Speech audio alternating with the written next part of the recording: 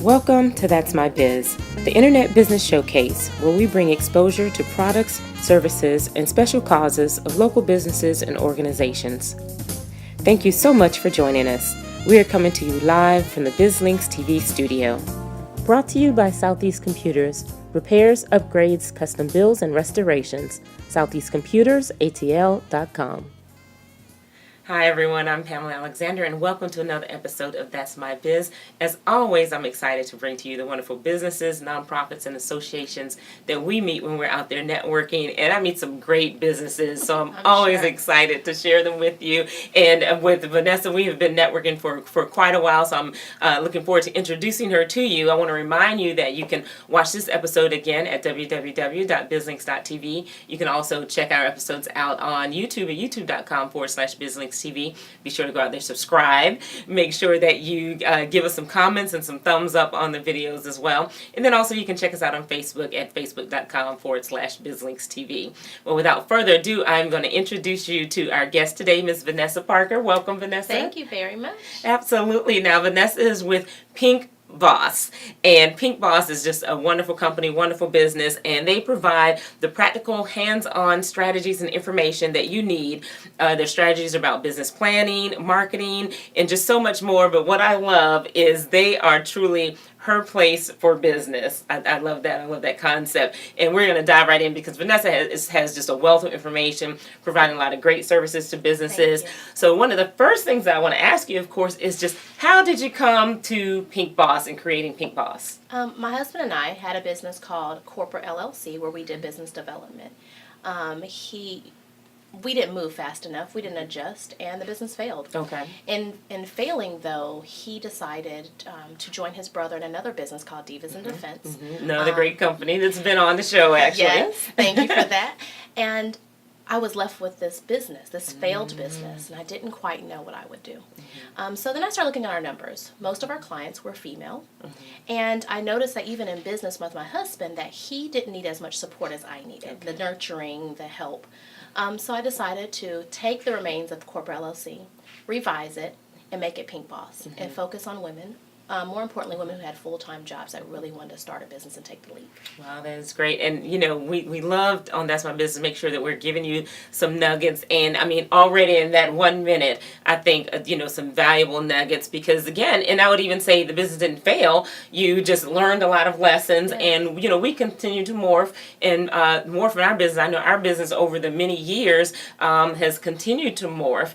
And that's exactly what you did. But I love what you said, that you looked at the numbers and looked at who your clients were, right, and just what parts of the business worked, and took that and then built it into this new business that you could put out there and offer everyone. I hope you all grab that, really looking and taking a deep dive into the business. Don't get caught up in the failure of it and all that, but look and really just see what worked, what didn't, and then how do you pick yourself up and keep going on. So I'm so proud of you for doing that. It's hard work. And for sharing that. Exactly. But I'm glad we did it. Good. And just to keep things going on. So you developed PinkBoss. So tell me just a little bit more about the services that PinkBoss offers. So PinkBoss offers online programs, workshops. I do a lot of speaking engagements, a lot of group coaching sessions. We have a private Facebook group that women can come and share challenges, share resources and advice. So I really provide more of an online resource for them. Okay.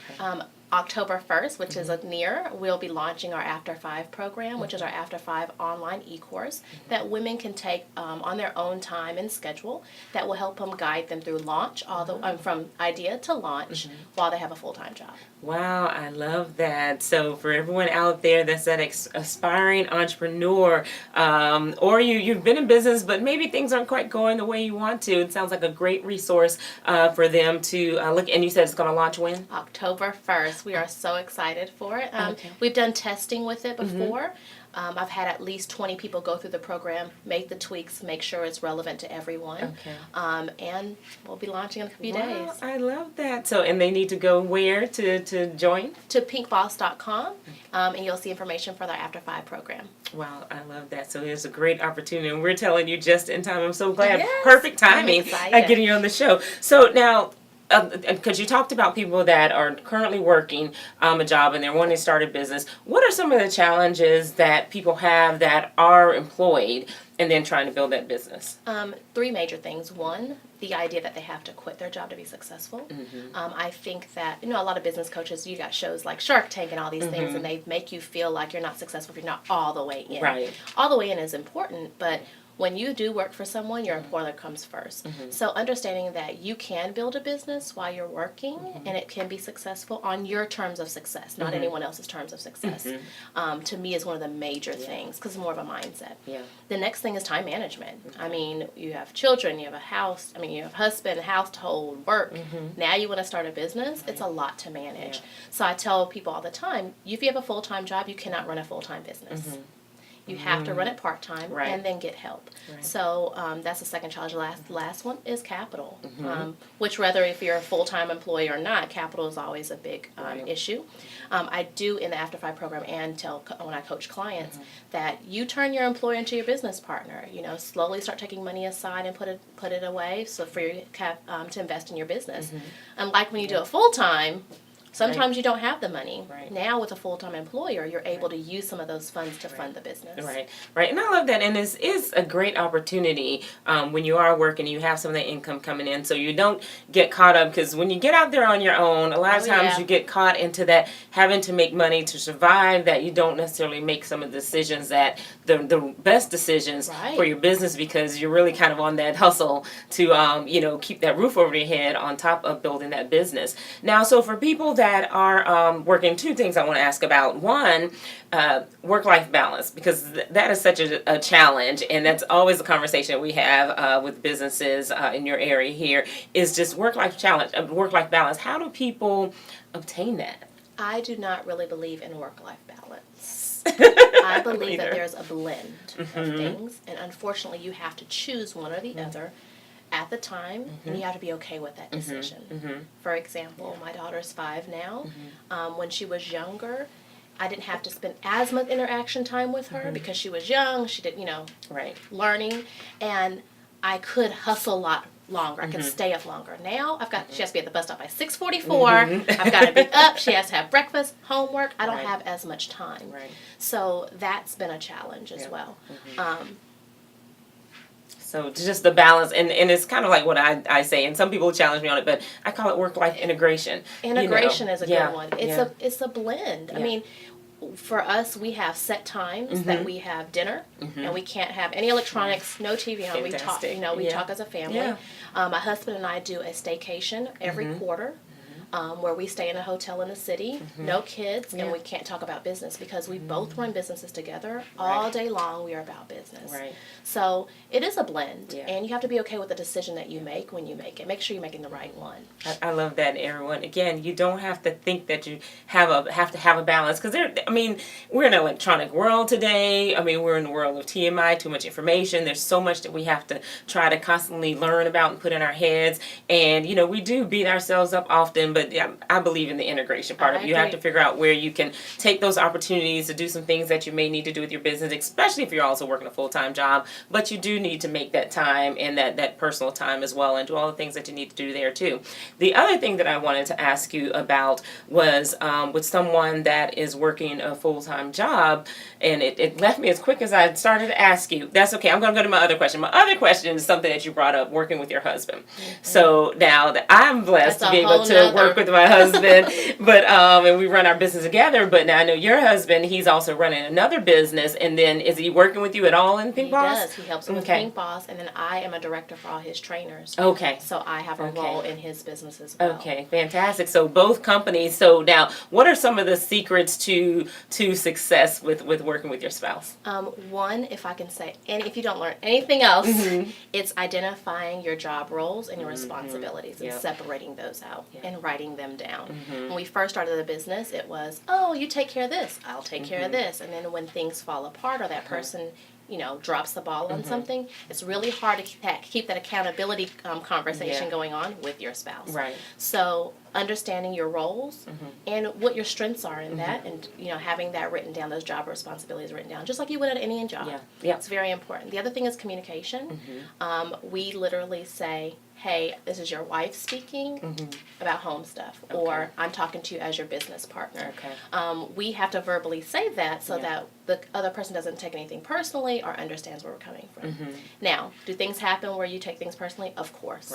I would not be human to say we would not be right to say that. I'm very emotional, so I sometimes will step away and say, I am being emotional about this right now. I'm gonna have to talk about this later. So over the years, it was not easy in the beginning, but over the years, we've built great communication where we can have that dialogue with each other. The other success, I think, is being able to celebrate together, because you are when one business, especially if you work in the same business, if the business is not making money financially, that is stress on the marriage already. So when things are good, we're always so busy in the business, you don't take a break and say, good job, thank you very much. There aren't awards like if you worked at another employer. So being able to celebrate the success is definitely important. Wow, I love that, everyone. I hope you are going to have to go back, make sure that you watch this episode again, rewind, get that pen out, take some great notes. So for those, and we run into a lot of in businesses now that are run by spouses, and it's great, and it's a great experience, but like you said, you really need those techniques, and you need those techniques going in and making sure that you're constantly reviewing those techniques, and definitely communication being one of the biggest ones to do that and be successful at it. We're going to have a whole other show for you all about that. The other question that I remember now that I wanted to ask, when we're talking about people that are working a full-time job and growing their business, how much do you suggest that they put aside before they truly go all out and put everything into a business and kind of fire that boss? I would say at least a year expenses. And you have to think about your insurance expenses, not just on paper your mortgage and car note and your credit cards. No, the other things, the other unexpected things, at least a year. I had a client, she was, we kind of worked out her plan before she took the leap. And the amazing thing that we kind of came up with together was, let your business pay for one bill at a time. So her business paid for the cable bill. The business paid for the car note. Then the business started paying. Once the business paid for every single bill in the house, she was comfortable to leave. It's hard running a business, and then you think you're full-time full-time in the business, that you just have all this time to work. It gets even harder. So having enough money and the clients. You don't always have to take the leap. I have some clients that do not want to quit their jobs. They love what they do. That is okay. It's just your level of success. If your success level is $500 a month, or if it's to pay off a student loan or whatever, that's your level of success. I love that, because so many people don't think about that. They're always gauging themselves, always say, don't compare your worst to somebody's best. But, figure out what's successful for you. What is it that maybe you don't want to have that full-time business and that's all that you want to do. And like Vanessa's sharing with you, that's okay. So definitely figure out what works for you. And be careful of the advice, I think, that you get from some people, oftentimes because they're giving you the advice from their own perspective, but without even diving in to find out what are your goals. What is it that you want to accomplish? So they're just kind of telling you, what it is that you need to do. So make sure that you're working with someone that's giving you that accurate advice.